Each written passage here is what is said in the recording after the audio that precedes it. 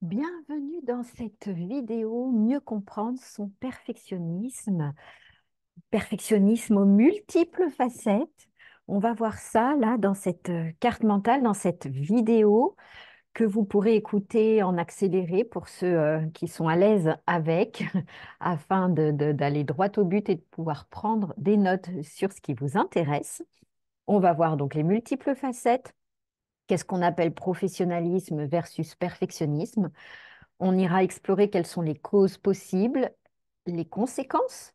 On fera un petit point sur la procrastination et ensuite je vous parlerai d'un atelier pour approfondir ces thématiques vis-à-vis de soi et comment petit à petit se détacher de son perfectionnisme pour rester dans la belle partie du professionnalisme. Alors, on est parti. Avant cela, je me présente très rapidement pour les personnes qui ne me connaissent pas encore. Je m'appelle Aurélia Leroyer, je suis thérapeute psychocorporelle et j'ai été pendant 15 ans prof de physique-chimie et formatrice académique. Donc, je connais bien le monde enseignant. Et en parallèle de mon métier d'enseignante, je me formais à des techniques psychocorporelles qui étaient des passions à l'époque, qui étaient aussi en lien avec mon propre perfectionnisme, avec ma gestion du stress, avec mes émotions, avec tout ça, tout ce panel dont je ne savais pas trop quoi faire et que je suis allée chercher des billes à droite à gauche. Et de ces billes, c'est devenu des passions, de passions, c'est devenu des certifications professionnelles. Et en 2019, j'ai fait le choix de démissionner de l'Éducation nationale pour monter la structure Zen et Prof, une structure dédiée au bien-être au sens large pour tous les professionnels de l'éducation. Je suis également l'auteur du livre Zen et bien dans mon métier aux éditions Hachette. Voilà pour une rapide présentation. Alors, allons droit au but et commençons à déverrouiller chacun de ces onglets par rapport au perfectionnisme. Donc, multiples facettes. En effet, il y a multiples facettes qui peuvent se vivre séparément ou en combinaison les unes des autres. Globalement, perfectionnisme, c'est vouloir que les choses soient calées, on va dire, au millimètre. Donc, si on part par rapport à votre profession, mais si vous êtes un non-professionnel de l'éducation, il suffira de trouver vos propres exemples. Le perfectionnisme reste du perfectionnisme, quel que soit notre travail. Donc, préparation de vos cours, par exemple, le titre en telle couleur, les templates de vos fiches d'exercice sont toujours identiques. Dès que vous voyez une coquille d'orthographe, c'est la cata, surtout si vous avez déjà fait vos 110 photocopies. Et cette notion de mais quel idiot, quelle idiote d'avoir pas vu ça avant, et vous ne voyez plus que ça, et vous faites effacer à vos élèves ce truc dès qu'ils ont la feuille. Enfin, ça prend vite des proportions assez grandes, et chaque action prend donc beaucoup de temps. Parce que bah, caler au millimètre, ça prend du temps. Et petit à petit, ça devient source de pression, de tension. C'est vouloir que les concepts soient abordés de façon la plus complète possible, qu'on pourrait appeler l'exhaustivisme. Et pour certains, c'est complet et à la fois avec une certaine notion de profondeur. Donc, si vous amenez telle notion, vous sentez qu'il faudrait approfondir telle autre parce qu'elle est reliée à telle autre et que vous pourriez aussi explorer telle chose. Donc, quand on fait une recherche, c'est un peu les 20 000 onglets ouverts sur l'ordinateur, c'est les 10 000 bouquins sur la notion, et tant que vous n'avez pas lu le énième, vous vous dites non, mais peut-être qu'il va me manquer une petite clé à expliquer pour ci, pour ci, pour ça. Donc, c'est un éparpillement qui peut être hyper porteur, euh, valorisant, intéressant, qui peut venir vous nourrir, et c'est parfait. Mais on perd l'aspect de la fonction initiale, qui était peut-être juste de préparer une séquence et non faire toute une thèse. Et donc, c'est très chronophage, ça peut amener de la fatigue. Et puis, des petites phrases qui vont arriver à vous de mais en fait, moi, je connaissais pas ça, là, et donc, mais je connais même pas un tiers finalement de mon sujet. Mais en fait, qui suis-je pour en parler? Mais je suis en fait tellement nulle. Et là, dévalorisation à gogo. Donc, c'est parti d'une belle intention. C'est venu nourrir pour certains des aspects en vous qui aiment cette profondeur, etc. Sauf que très souvent, au bout du bout, on en ressort moins bien qu'au départ, sauf quand on arrive évidemment à se détacher de ce perfectionnisme et à voir juste combien on a été nourri, combien on a été grandi, et qu'ensuite on va faire des choix là-dedans pour aborder une notion. C'est également avoir l'image mentale du résultat final et se sentir là comme figé devant l'ampleur de la tâche qui devrait être découpée en sous-tâches. Mais ce découpage n'est pas accessible pour le moment à vous. Et ce qui est juste à vous, c'est le résultat final et je ne serai pas à la hauteur, qui est légitime, hein. C'est-à-dire que moi, là, j'habite sur Grenoble, donc j'ai des montagnes partout.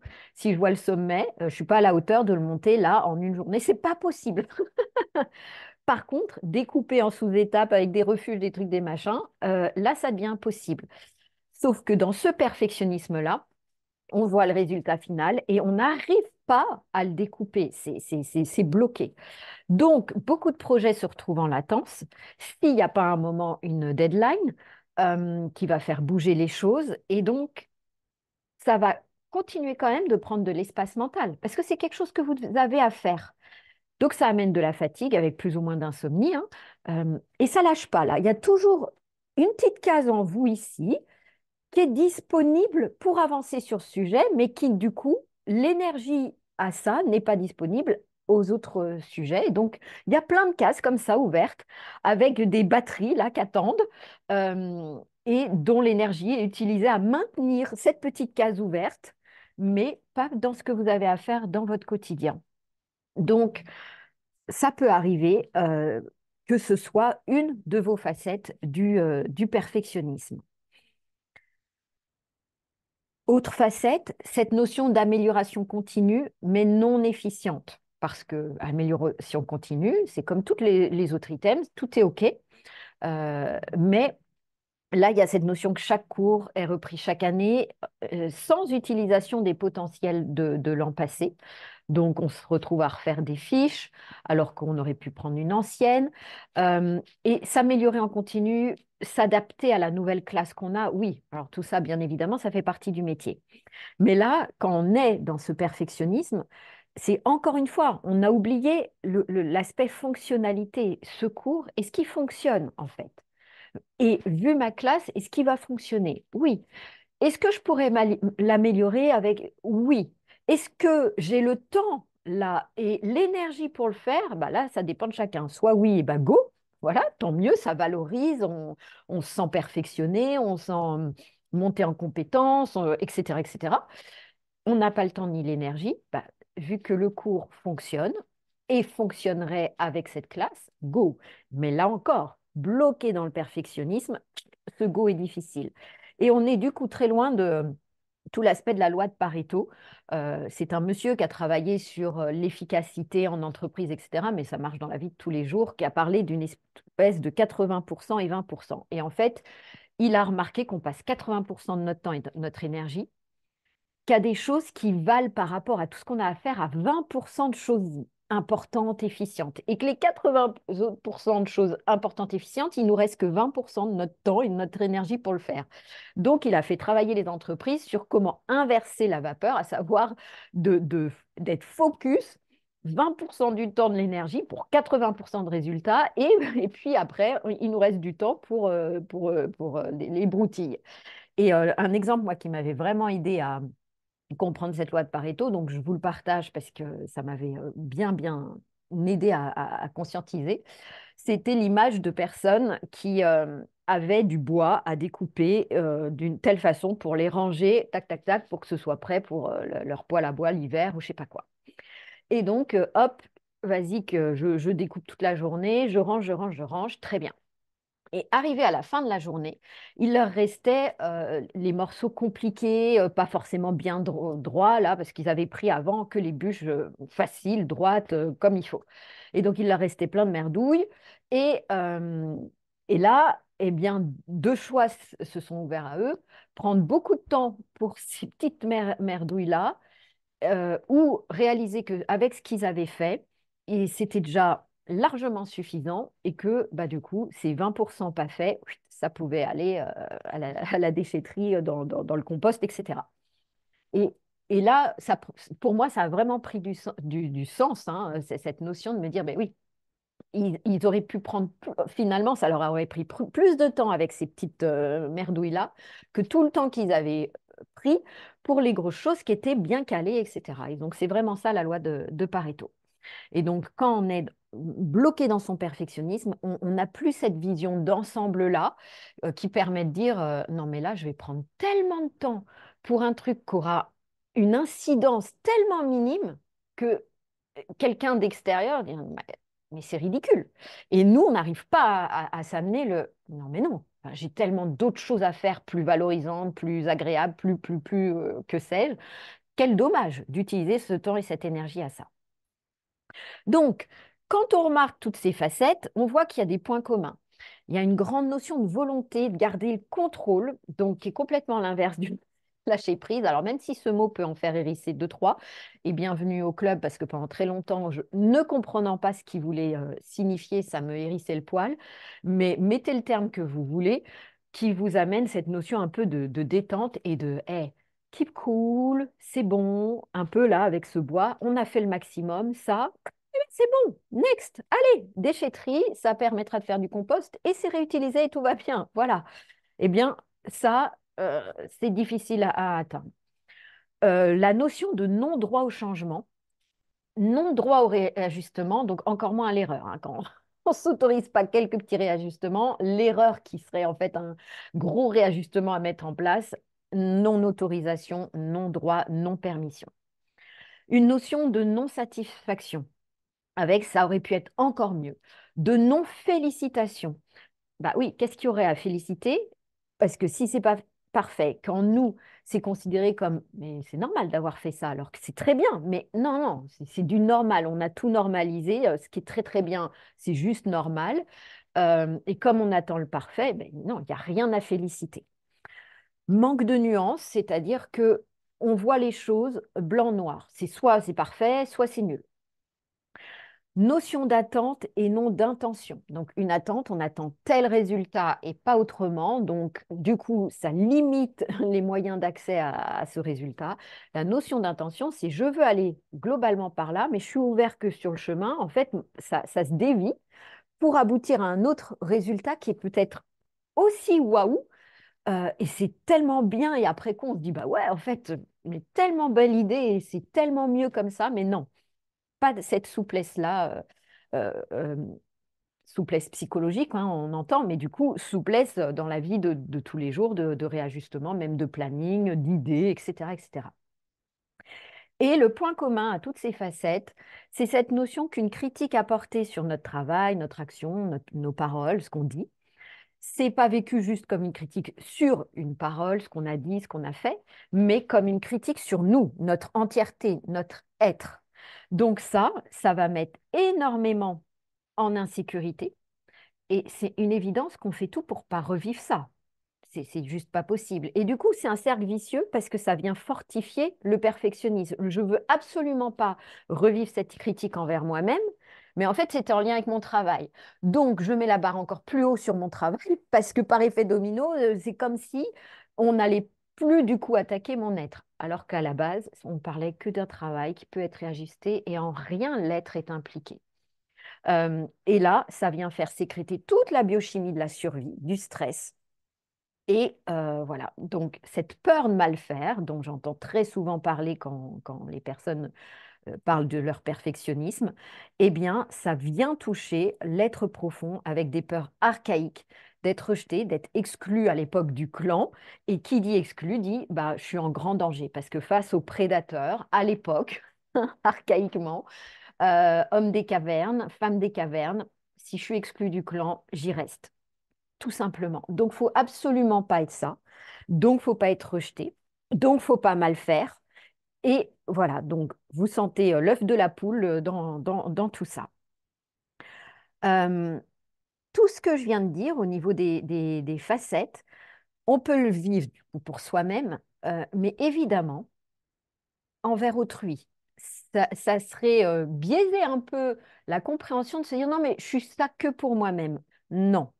Avec beaucoup d'humilité, quand on s'observe, quand on est comme ça avec soi-même, on l'est envers autrui. On pointe l'erreur, la faille, et on pointe une possibilité d'amélioration avant de relever ce qui a déjà été bien OK. Et on est mieux par une magnifique intention, que l'autre progresse, que l'autre évolue, tout ça. Nos intentions à la base, elles peuvent être merveilleuses. Nos façons de l'exprimer, des fois, souvent, beaucoup moins. Euh, En attendant, c'est la même chose qui est en train de s'exprimer. C'est le «Oh mon Dieu, il risque d'être exclu et donc non, parce que comme on ne veut pas ça pour soi, on ne veut pas ça pour autrui, etc., etc.» Ça peut donc être dans un domaine particulier ou partout. Il y a des personnes qui arrivent à être vraiment comme ça, très perfectionnistes dans leur travail et beaucoup moins dans leur vie de tous les jours. C'est rare, en général, ça diffuse un peu de partout, mais je le souligne parce que ça arrive quand même que des personnes aient des domaines spécifiques où là, c'est vraiment exacerbé. Et donc, comme je le disais, toutes ces facettes, vous pouvez les avoir toutes, un mélange, celle-là plus celle-là, celle-là, etc., ou une seule. Voilà, donc déjà, si vous vous reconnaissez dans ces facettes, vous pouvez l'écrire en commentaire de cette vidéo. Si vous voyez d'autres facettes qui en découleraient peut-être ou qui sont auxquelles je n'ai pas pensé, eh bien, vous pouvez également les noter. Continuons maintenant sur cette notion de professionnalisme versus perfectionnisme. Parce que comme je l'ai déjà dit, il y a des choses là-dedans qui sont belles, mais quand on parle vraiment de perfectionnisme, pardon, c'est qu'on est rentré dans le cercle vicieux et pas dans quelque chose de constructif. Alors, hop, je vais fermer mes petits onglets là, là, là et là pour bien qu'on soit au fur et à mesure avec ce que je vous propose. Hop, et je vais fermer celui-ci qu'on vient de faire. Voilà. Hop.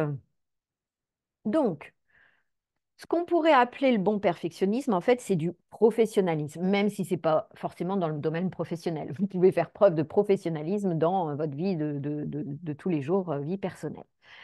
Eh bien, ça pousse à de grandes réalisations, ça permet de persévérer face aux obstacles, ça évite le découragement.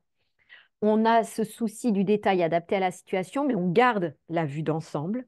Il y a un concept qu'on appelle le flow, c'est-à-dire qu'on agit en fonction de nos valeurs, on plonge dans la thématique et on se sent porté par quelque chose qui nous anime pour délivrer ce qu'on a à délivrer, pour faire ce qu'on a à faire, etc. Il y a une notion de confiance dans ses capacités de réalisation et également de connaissance de ses non-capacités, hein, de choses qu'on ne sait pas faire, et on est OK, et on va chercher de l'aide ou on délègue, etc., etc. Donc, la personne, elle est dans un bien-être, un juste détachement face aux résultats. Et on est en psycho, là, dans ce qu'on appelle un idéal du moi, c'est-à-dire que on a des aspirations sur ce qu'on voudrait être, et on cherche donc à s'améliorer, c'est OK, c'est légitime, c'est dans l'évolution de tout être humain où on a cet idéal du moi, comment on se verrait l'étape d'après, etc., mais dans quelque chose qui nous porte. Et vraiment, là, vous sentez, c'est des verbes où ça porte, hein, on réalise, on est poussé, cette notion de flow qui nous aspire, etc. À l'inverse de ce qu'on appelle en fait le perfectionnisme, voilà, mauvais entre guillemets, hein, mais c'est le perfectionnisme, où ça va pousser au jugement et à la critique de soi et donc des autres. Ce qu'on avait déjà dit, exigence élevée envers autrui, donc qui peut aussi engendrer des tensions avec autrui. Ça incite à la procrastination, comme vous l'avez vu tout à l'heure. Il y a un petit point sur la procrastination, donc j'étends pas pour le moment. Il y a un souci du détail, mais qui est inadapté. On perd l'objectif global. C'est comme si, là, les petits bois qui restent, on a oublié qu'on a déjà tout notre bois largement pour tout l'hiver, pour le poêle à bois. Et on a perdu que l'objectif, c'était quoi? C'était de couper, de se débarrasser de tous ces gros tronçons et de faire place nette dans le jardin ou que sais-je. Planning rigide et trop précis, ne laissant pas de place aux opportunités ni aux imprévus, qui deviennent donc ce que j'appelle moi les dramas, énormes sources de stress, parce que comme tout est millimétré, cadré, etc., et que bah, voilà, ça ne peut pas dépasser, il ne peut rien n'arriver. Aussi bien des belles choses, ce qu'on appelle les opportunités, on ne les voit pas. Bah non, ça, eh ben non, là, ce n'était pas prévu, donc non. Et aussi bien les imprévus de la vie de tous les jours. Et donc, du coup, bah, comment faire? Quand il n'y a plus une place sur la table et qu'on vous ramène un plat, on le place où, on le met comment? Et là, catastrophe, on jongle avec tous les plats, on essaye de décaler, on se fait petit, on ci, on ça, et c'est exactement ce que vit intérieurement votre corps. Du coup, a fortiori, bah, vous n'aimez pas les imprévus, puisque ça génère tout ça, et qu'il n'y a pas la place pour, ni tout ce qui est retard, etc. Il y a des règles rigides qui ne changent pas en fonction du contexte, parce que d'avoir des cadres dans la vie personnelle, familiale, professionnelle, oui, mais que ces cadres ne soient pas fonction de votre famille qui évolue, forcément vos enfants grandissent, etc. Vous évoluez, votre conjoint évolue, votre conjointe évolue, qu'importe, votre entourage évolue. Au niveau professionnel, bah, telle classe, c'est pas telle autre. Donc, ce qui a établi pour l'une, non, non, mais non, là, c'est tout rigide. Sentiment d'inutilité qui éloigne donc de ces valeurs, bah, comme c'est pas parfait, ça sert à rien que je fasse ça, et on se sent nul, et on se sent inutile, etc.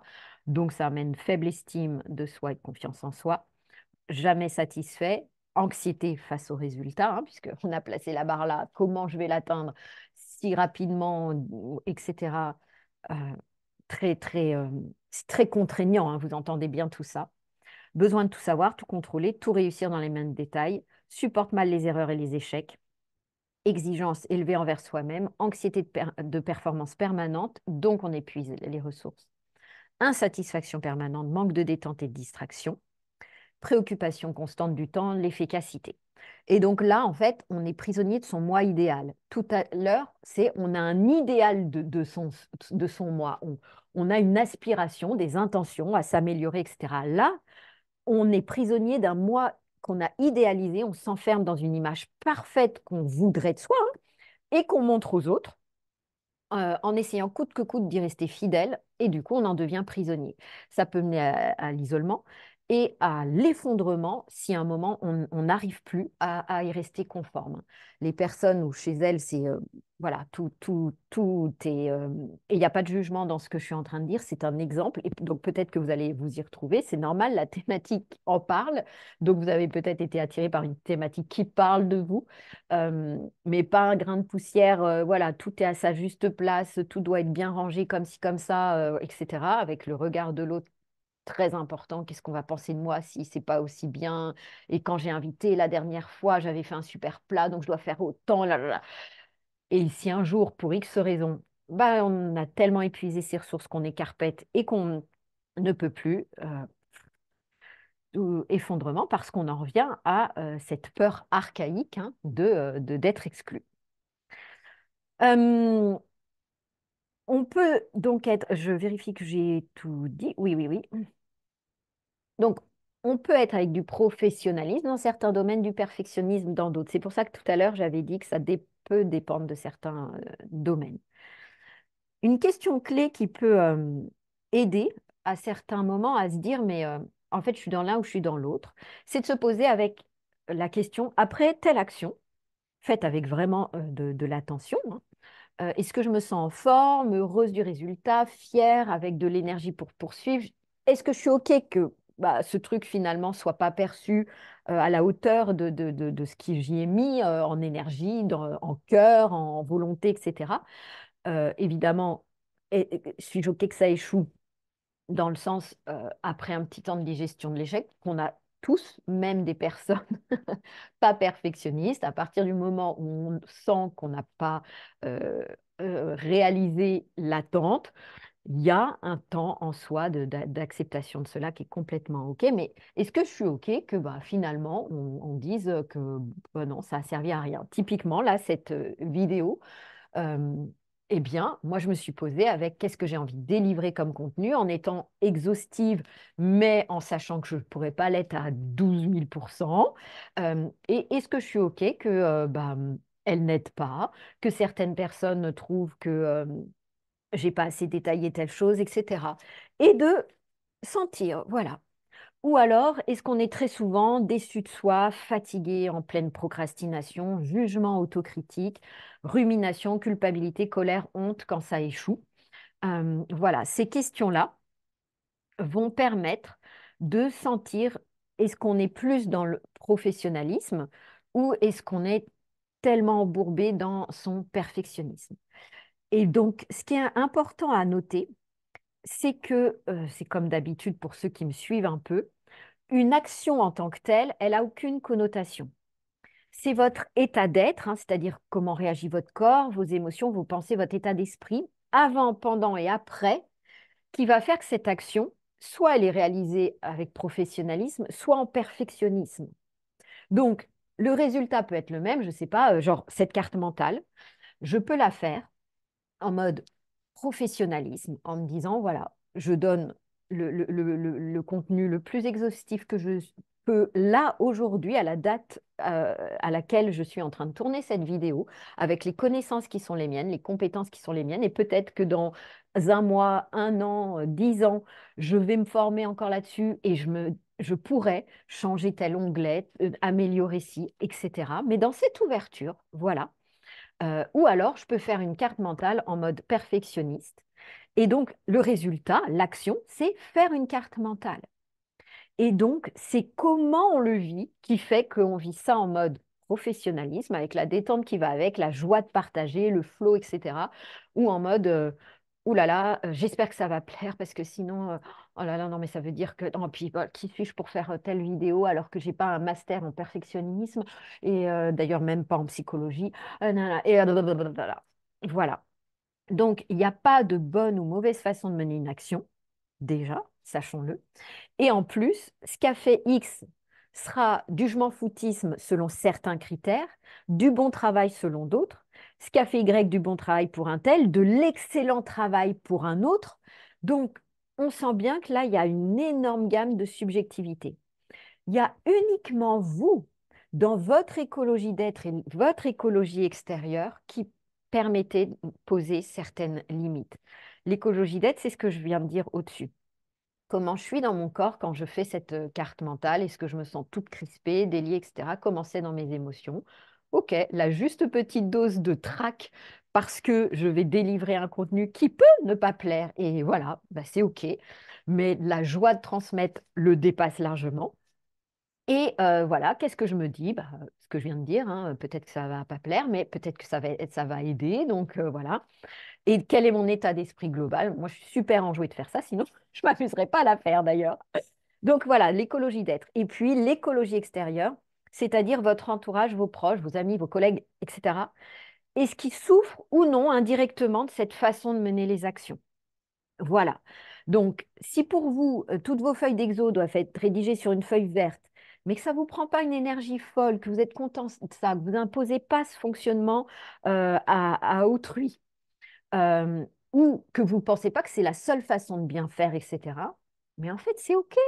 C'est vraiment OK. Donc, tout est nuancé, vraiment. Surtout quand on parle d'un être humain, hein. C'est très, très nuancé. Donc, écoutez tout ça pour sentir que l'important là, c'est que ce soit écologique pour vous et pour vous, votre environnement extérieur. Voilà pour cette notion professionnalisme-perfectionnisme et le fait qu'on ne peut pas poser d'étiquette sinon vous avec vous-même. Quelqu'un pourra peut-être vous dire, oh là là, mais tu dois vraiment être qu'une perfectionniste pour avoir fait ça comme ça. Et vous, mais vous étiez tellement dans le flow, ça ne vous a pas pris d'énergie, ça vous en a même donné, vous êtes hyper heureuse de ça. Et voilà. Et en fait, c'est l'autre qui pointe comme étant ça pour lui, pour elle, du perfectionnisme. Et vous, non. Et donc, c'est vraiment l'important, c'est comment vous le vivez et comment autrui l'a vécu par effet domino. Est-ce que vous leur avez fait vivre une semaine horrible juste avant cette présentation, par exemple? Et dans ce cas-là, oui. Là, il y a quelque chose à agir, à réajuster, parce que c'est pas parce que vous êtes dans un flow, dans un, que il faut en oublier que vous avez un entourage, etc. Donc c'est les deux, hein, c'est l'écologie intérieure et extérieure qu'il faut prendre en considération. Voyons maintenant les causes possibles. J'ai bien écrit non exhaustive puisque très probablement je parle à des personnes qui se retrouvent dans le perfectionnisme et qui, du coup, pourraient attendre toute une liste, mais c'est pas possible parce qu'on est tous différents. Donc, j'ai jalonné les plus grandes causes possibles de ce perfectionnisme.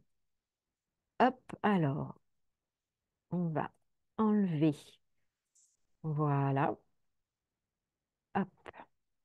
Donc, il est évident qu'il y a des choses, hop, qui viennent globalement de l'enfance, de qu'est-ce qu'on a intégré comme mode de fonctionnement. Ça, c'est valide, ça ne l'est pas. Enfance égale enfance dans telle société, qui a telle règle de vie en société, etc., hein, tel système scolaire, etc. Il se peut que dans votre enfance, votre besoin de jouer, de s'amuser, de bénéficier de moments de spontanéité, ça n'a pas été assez nourri. Et qui peut amener après au repli, à l'exclusion et engendrer le perfectionnisme. Ça peut être aussi un mimétisme d'un parent, qu'importe, d'une figure pour vous parentale, quelle qu'elle soit. Cette personne était exigeante, autoritaire, qui ne valorisait pas. C'est-à-dire qu'elle trouvait tout effort normal, toute réussite normale, donc il n'y a rien à valoriser, rien à féliciter. Et donc, vous avez perçu l'amour comme étant conditionné, conditionnel. C'est on m'aime si je fais comme ci, comme ça. Peut être une figure parentale, quelle qu'elle soit, rigide, sévère, avec une faible tolérance vis-à-vis des imperfections. Et donc, l'enfant va se culpabiliser lui-même, ressentir de la honte à la moindre erreur, et donc a l'impression d'être source de déception. Et puis, il y a aussi les parents qui imposent des règles et vous intégrez le schéma, je fais ce qu'on me dit de faire. Et en fait, c'est comme ça que ça fonctionne. C'est un adulte qui impose et qui peut avoir du mal à prendre en compte les besoins d'autrui. Donc, quand je disais, c'est l'enfance, mais la combinaison de dans quelle société on est, quelle culture, quelle école, etc., etc. Tout ça, là, on appelle ça en psycho les messages contraignants acquis dans l'enfance qui sont mus, bien évidemment, dans l'objectif d'avoir des signes de reconnaissance. Voilà, mais il se trouve que là, ils sont conditionnels. Ces messages vous font réagir d'une façon complètement inconsciente et automatique après tout au long de votre vie, surtout quand vous êtes ce qu'on appelle en vrille de stress, là, vous êtes tombé dans votre stress ou dans des situations à fort enjeu où il y a ou alors beaucoup de choses à faire, forte activité. On appelle aussi ces messages-là les petites voix. Voilà. Donc, ces raccourcis, là, ces croyances erronées et limitantes qui disent, pour être quelqu'un de bien, pour être apprécié, reconnu, il faut que je sois ou il faut que je fasse, etc. C'est vraiment ça. La phrase en vous à compléter, c'est, bon, pour être quelqu'un de bien, pour être reconnu, pour ne pas être rejeté, pour être aimé, il faut que.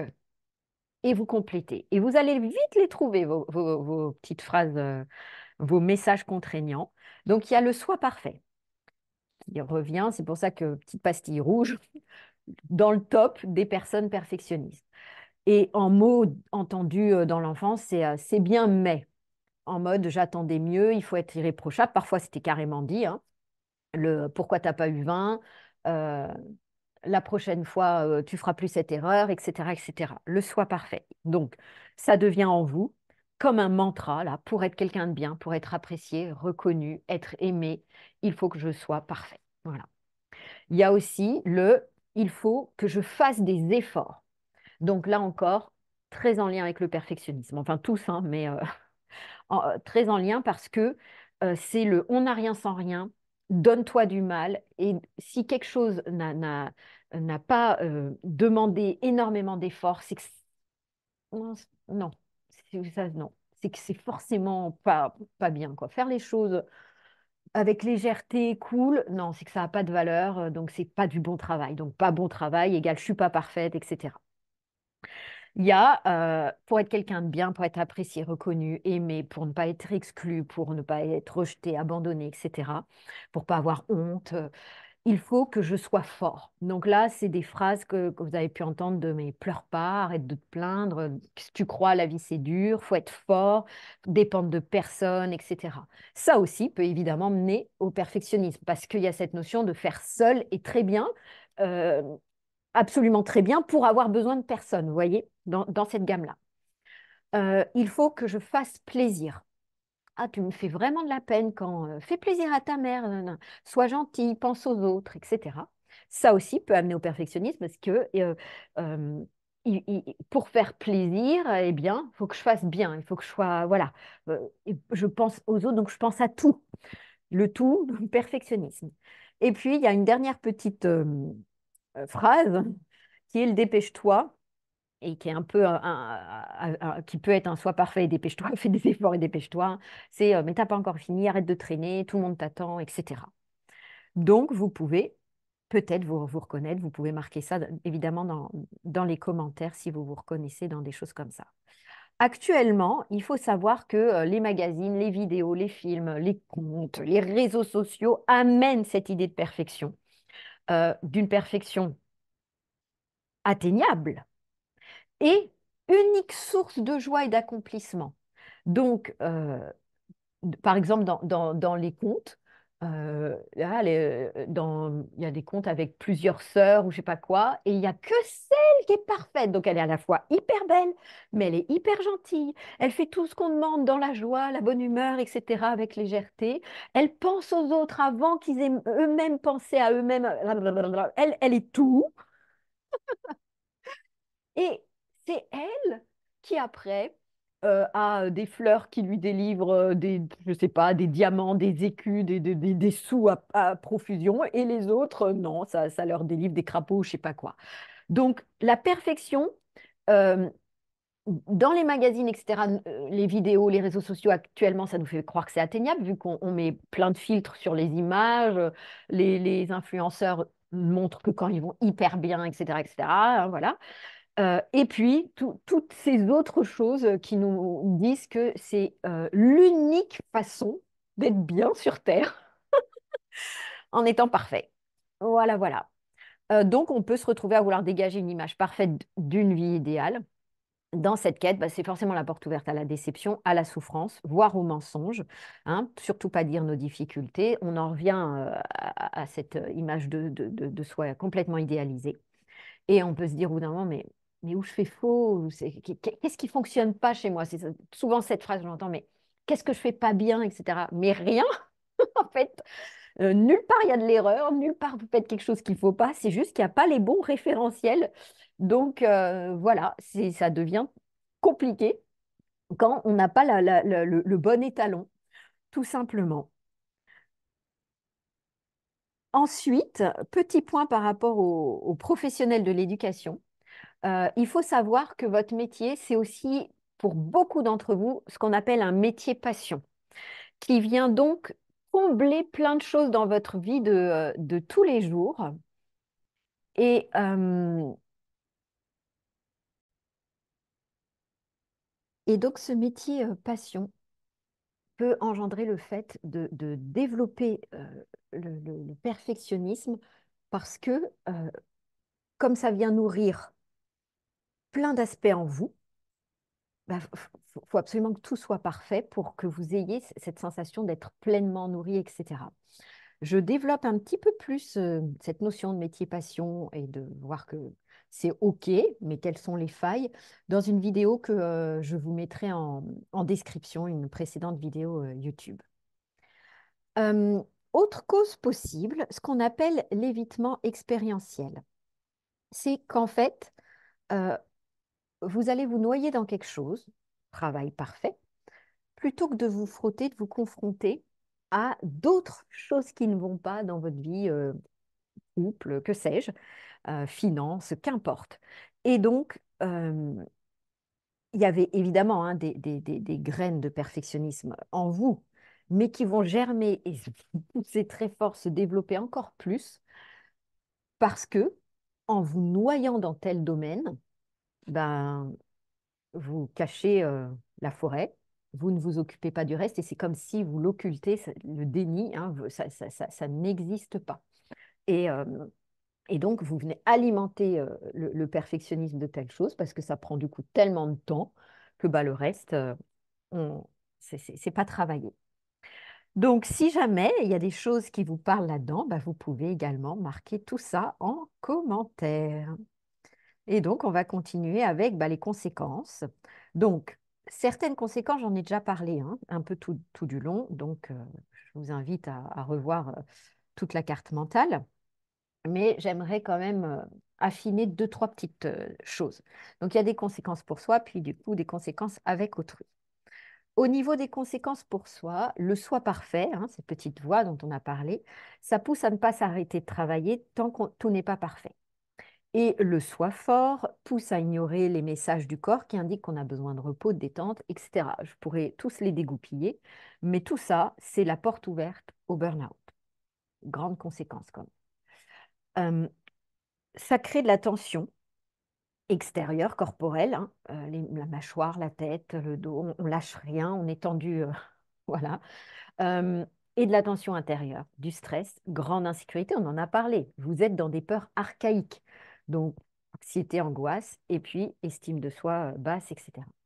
Tout ça, ça fait que votre système nerveux autonome se dérégule. Donc, pour faire très simple, on a le système nerveux central, l'autre autonome. Il y en a un, c'est nous qui le décidons. Là, j'ai un verre, je veux le prendre, c'est moi qui décide, et plein d'influx passent, blablabla, pour que je l'attrape, etc. La proprioception, tout le bazar. Pendant que je fais ça, eh bien, mon cœur bat. Je n'ai rien décidé. Depuis tout à l'heure, je respire. Ouf, je n'ai rien décidé. Mes cheveux poussent pendant que je vous parle, mes ongles, etc. Je n'ai rien décidé à tout ça. Ça, c'est le système nerveux complètement autonome. Or, là, je vous donne des petits exemples, mais vous vous doutez bien qu'il a la main sur plein de sécrétions biochimiques, hormonales hyper importantes pour engendrer les battements du cœur, pour engendrer les hormones de croissance, pour réguler la température, pour, etc., etc. Et cetera. Et donc, s'il est dérégulé, c'est tous les organes qui en dépendent qui sont dérégulés. Et donc, tout le système digestif, etc., etc. Ça entraîne là que vous avez un système, dans le système nerveux autonome, il y a deux grands systèmes, le sympathique et le parasympathique. Et le parasympathique, il y a le dorsal, il y a le ventral. Je ne vais pas détailler, un jour je ferai sûrement une vidéo dessus, mais là, au niveau du sympathique, dominant, c'est le combat-fuite, l'attaque où je fonce me planquer, qui est toujours en action, toujours. Ce qui est complètement l'inverse du calme, de la régénération. Et puis, quand on a le système dérégulé, parfois c'est le parasympathique dorsal qui prend le dessus, celui qui vous fige. Vous ne faites plus rien, complètement amorphe, etc. Tout ça, ça entraîne une mauvaise régénération. Hop, un petit que je rajoute. Euh, Mauvaise récupération, mauvais renouvellement cellulaire et mauvaise neurobiologie, biochimie interne, etc. Ça amène l'épuisement physique et psychique. Et également pour soi, avec tout ce que j'ai dit précédemment, il y a une notion de on vit dans ce qu'on appelle un faux self, un faux soi. On n'est pas soi-même, on n'est pas authentique. Euh, Au bout d'un moment, ça ne nous loupe pas et il y a une notion de perte de sens et de perte même d'identité. Donc, vous entendez depuis tout à l'heure, hein, épuisement plus perte de sens, encore une fois, porte ouverte au burn-out, dont on avait parlé là, voire à la dépression. Je vous invite à regarder deux vidéos que j'avais faites sur le sujet du burn-out si vous voulez aller encore un peu plus loin sur ces sujets. Je mettrai pareil les liens en description. Et donc, avec autrui, eh bien, comme on n'est pas dans notre parasympathique ventral, celui qui apaise, celui qui calme, celui qui discerne, celui qui est dans le détachement, etc., on se coupe du lien, donc à soi-même, ça on l'a déjà dit avant, mais forcément du lien à autrui. Et puis, qu'on le veuille ou non, ce qui était valable pour vous en tant qu'enfant l'est valable pour les enfants avec qui vous êtes autour, que ce soit les vôtres ou ceux à qui vous enseignez. Et on infuse ça. Quand on se pose avec un chouille d'humilité, est-ce que vraiment on leur souhaite de vivre ensuite comme ce que vous vivez, pas visons, mais vivons, Actuellement, je fais, hop, voilà, j'ai fait un petit erreur, j'ai failli tout perdre. Ça n'aurait pas été un grand drame. Puis que je vous avais dit la phrase que j'avais envie de vous dire. Donc, est-ce qu'on peut se poser, non pas pour rentrer dans une forme de culpabilité, c'est un perfectionnisme déguisé, ça, hein, mais juste de responsabilité de se dire, bah oui, il est vrai que j'infuse ça, que d'être comme ça sous pression, je pressurise autrui, d'être comme ça à vouloir que tout soit parfait, l'autre croit qu'il n'a pas de valeur s'il ne fait pas parfaitement, etc., etc. À être stressé, on en devient stressant, comme on dit, hein. Euh, et juste vous poser, ok, je prends cette responsabilité qui est la mienne, que j'ai ce pouvoir de faire pchit, et que quand c'est sur des personnes qui n'ont pas fini d'avoir leur maturation cérébrale, donc les enfants, ça a une grande influence sur eux. Ok, et bien maintenant, qu'est-ce que je décide? Comment je décide d'agir afin de passer de ce perfectionnisme au professionnalisme et de me détacher de ce perfectionnisme petit à petit. C'est exactement l'objectif de l'atelier dont je vous parlerai juste après. Alors, peut-être certains peuvent se dire, mais pourquoi on maintient comme ça? Parce qu'on sait quand même que, bah, on sent hein, là les conséquences. Moi, je ne les ai pas toutes dégoupillées, hein, mais du coup, le mauvais sommeil, les problèmes de santé, tout ça en découle. C'est une évidence. Je n'allais pas faire tout le panel des symptômes. Donc, vous le sentez bien ça. Vous sentez bien que par rapport au relationnel, à des moments, ça vient faire quoi qu'est le relationnel. Et pourquoi on maintient ça? Bah parce qu'il y a une partie de nous, de ce perfectionniste, qui à court terme, ça marche. Oui, on est reconnu, oui, on a été valorisé pour ce magnifique travail, oui, on a été le premier dans ça, et ça s'est dit, et un tel le redit quand il parle de nous, donc on ne va pas être exclu, rappelez-vous, peur archaïque. Voilà, on parle de moi, donc je reste visible, je reste dans les radars, on ne va pas m'oublier. Euh, Parce que peut-être vous avez été formaté ainsi, et que du coup, ça entraîne une notion de tout déconstruire pour rebâtir. Mais du coup, en fait, est-ce que c'est vraiment tout reconstruire? Mais alors, du coup, mes bases là, sur lesquelles je me suis forgée, euh, est-ce qu'elles étaient toutes bancales comme ça? Mais en fait, mais donc je suis qui? Et là, bah, ça fait un peu peur. Et c'est normal, légitime. Sachant que l'esprit, le cerveau, hein, recherche toujours à avoir une image de soi stable. Le changement, il n'aime pas. Et enfin, très souvent, les personnes trouvent que les bénéfices de leur perfectionnisme dépassent les inconvénients, parce qu'on reste court-termiste, évidemment. On ne commence pas à se projeter sur tous les symptômes qu'on peut avoir, on est court-termiste. Voilà pourquoi on maintient cela, mais tout est en évolution possible, donc c'est ce qui va avoir lieu pendant l'atelier. Si des choses vous parlent là-dedans, encore une fois, vous pouvez compléter vos commentaires. Avant de parler de l'atelier, j'aimerais faire un petit point sur la procrastination. Alors, j'aurais pu faire une autre carte mentale et une autre vidéo dessus, mais peut-être que je la scinderai et que je la mettrai également dans une autre vidéo que sur ça. Mais là, ça me semblait important parce que c'est quand même parfois ce qui peut euh, être combiné à ce perfectionnisme. Sauf que toute procrastination n'est pas en lien avec le perfectionnisme, donc j'aimerais amener un petit peu de détails là-dessus. Certaines personnes ont besoin de challenge, de ce stress-là, cette montée d'énergie, parce que ne l'oublions pas, pareil, je vous ramène à d'autres vidéos que je fais sur le stress, ça vous permet de monter en énergie, de monter en compétence, en vigilance. Donc ce stress de la dernière minute pour agir, c'est vous, vous agissez comme ça. Et en fait, souvent, ce qu'il y a derrière, c'est qu'il y a une maturation intérieure, donc invisible de par autrui, du concept, de l'idée, et qu'à un moment, vous accouchez de toutes les idées. Et ben, ce n'est pas de la procrastination, c'est juste que tout le travail a été d'abord interne avant de devenir quelque chose de tangible.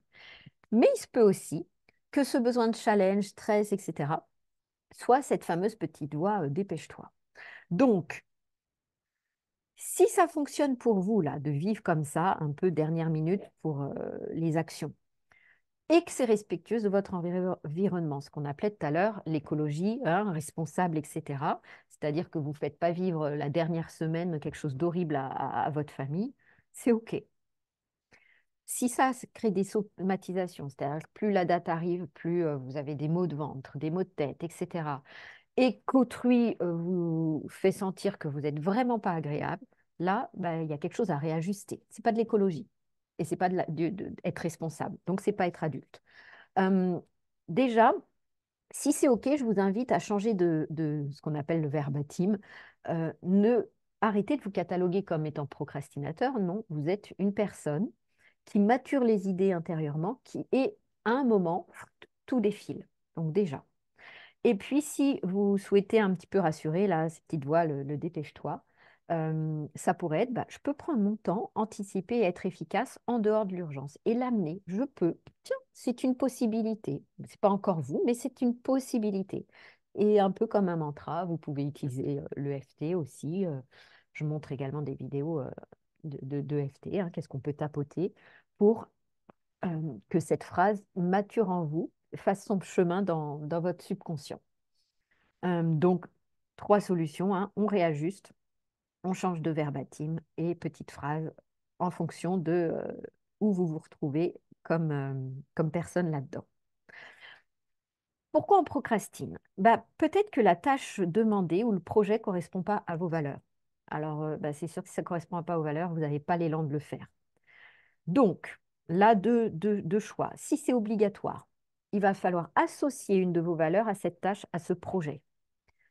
Donc, je ne sais pas, moi, je sais que j'ai des personnes dans ma clientèle qui ont comme valeur le partage, être avec autrui, etc. Eh bien, elles pourraient réaliser telle tâche sans être tout seul, par exemple. Euh, ou régulièrement demander l'avis de quelqu'un. Voilà, elles ont besoin de ça. Après, chacun va trouver, en fonction de ses valeurs, qu'est-ce qu'il pourrait mettre en place. Si quelqu'un a comme valeur le beau, par exemple, eh bien, faire en sorte que cette tâche implique une notion de beau, d'esthétique dans la présentation, etc., est, pour certaines personnes, un levier, et du coup, la tâche se fait. Et puis, bah, si jamais la tâche n'est pas obligatoire, bah, vous déléguez, vous ne faites pas seul, etc. Procrastination, ça peut être dû à une sensation ou un réel manque de compétences pour la tâche demandée. Donc, on ne fait pas parce qu'en fait, bah, ce n'est pas possible. C'est pas qu'on n'a pas envie, c'est pas que ce n'est pas nos valeurs, c'est juste qu'on ne peut pas. Là, si moi, on me demande de voler, je n'ai pas les compétences, ce n'est pas qu'une sensation, c'est réel. Donc, je ne ferai pas.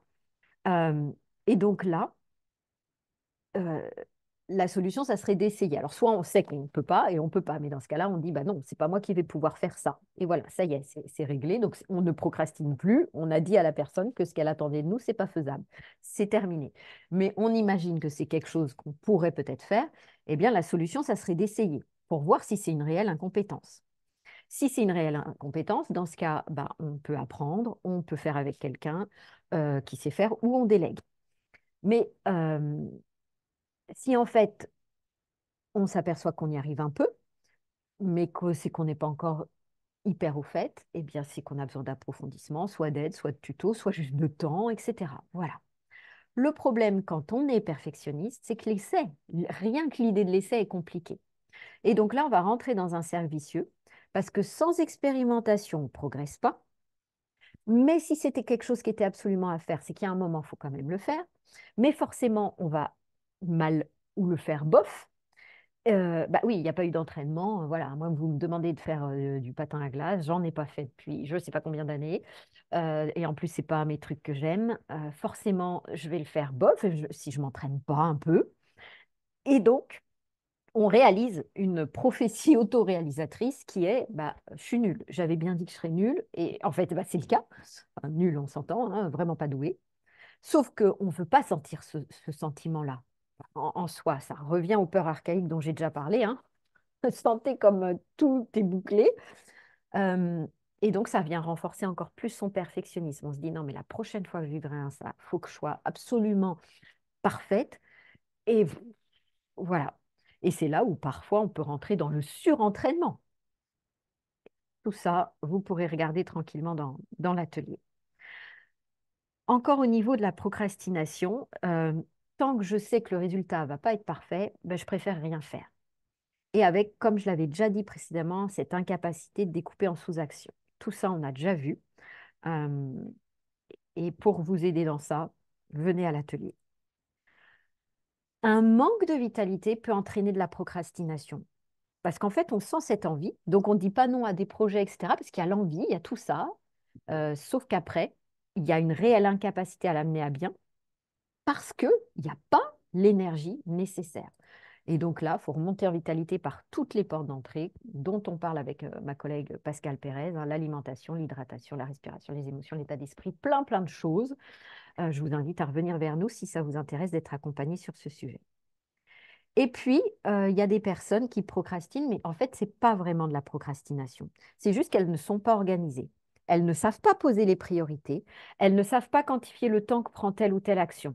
Donc, ce n'est pas qu'elles procrastinent, c'est juste que, comme elles n'ont pas su jalonner les actions, ben, la chose ne s'est pas faite. Ça peut aussi être en lien avec la petite voix dépêche-toi. Donc là, eh bien, monter en compétence sur les notions de gestion du temps est indispensable. On réalisera un autre atelier sur ce sujet. Voilà ce que je voulais un petit peu vous dire au niveau de la procrastination pour que vous sentiez que c'est pas que le perfectionnisme qui peut amener à ça, mais le perfectionnisme y amène tout de même.